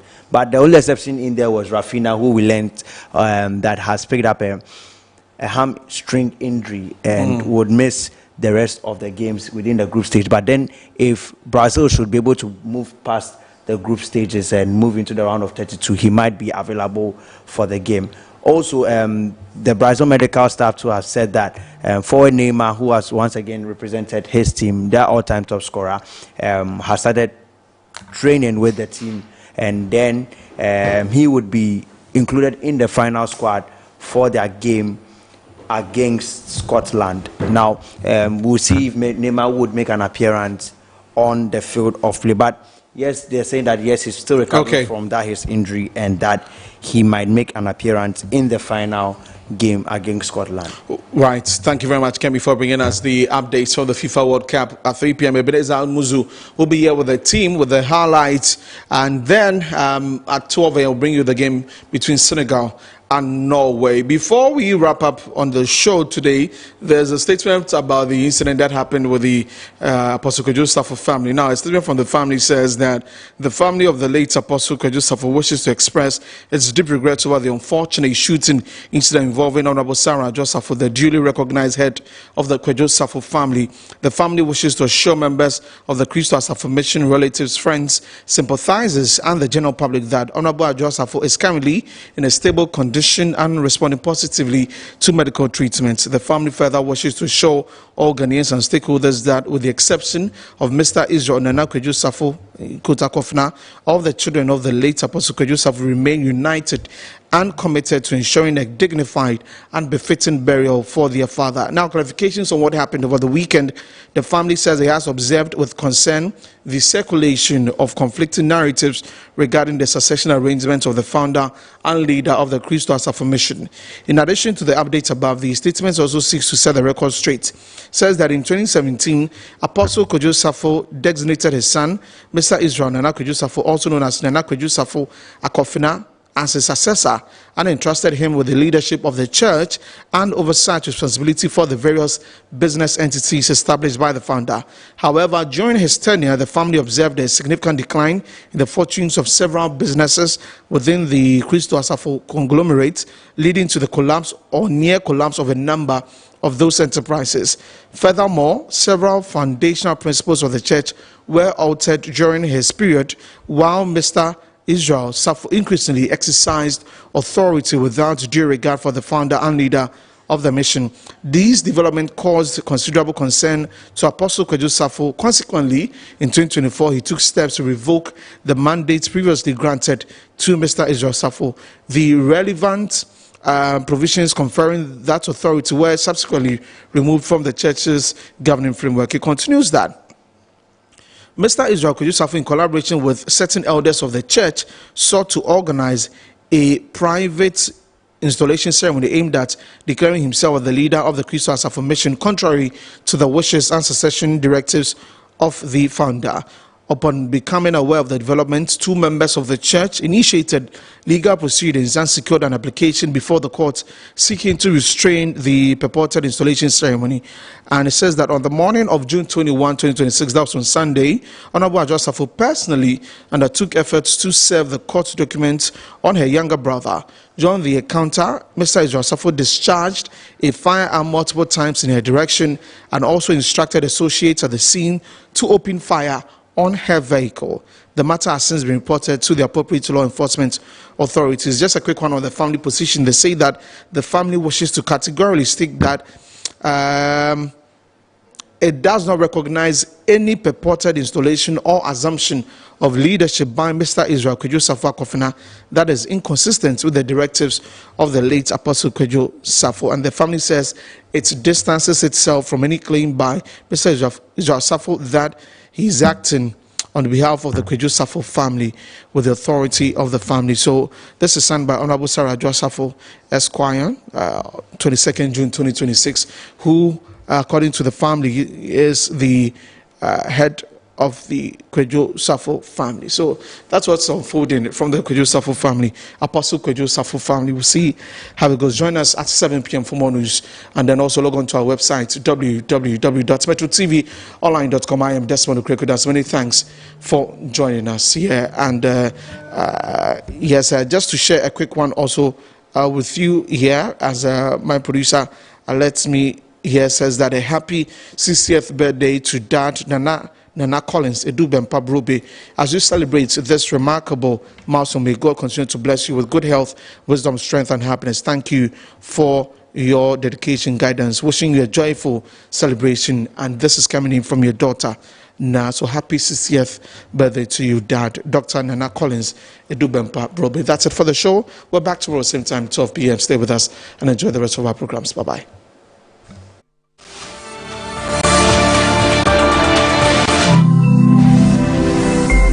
Metro TV, insightful and inspiring moments. In a time where noise is loud but clarity is rare, one program is changing the conversation. Welcome to the Intelligence Desk. This is not a talk show. This is a working studio. Each week, we break down the biggest national and global issues from AI and digital transformation to trade, jobs, governance, and national competitiveness, and turn complexity into practical, usable knowledge. Sharp questions, structured thinking, real solutions built live on air. With resident resource person Dr. David King Boyson, the show moves beyond commentary, designing frameworks, mapping strategies, and holding decision makers accountable. From the big issue briefing to the strategy lab to the innovation and opportunity board, every episode delivers tools you can use. If you care about Ghana's future, if you value clarity over chaos, if you believe leadership requires intelligence, then this is your desk. The Intelligence Desk, hosted by RSM Kofi Dole Lawson on Metro TV, where Ghana thinks forward.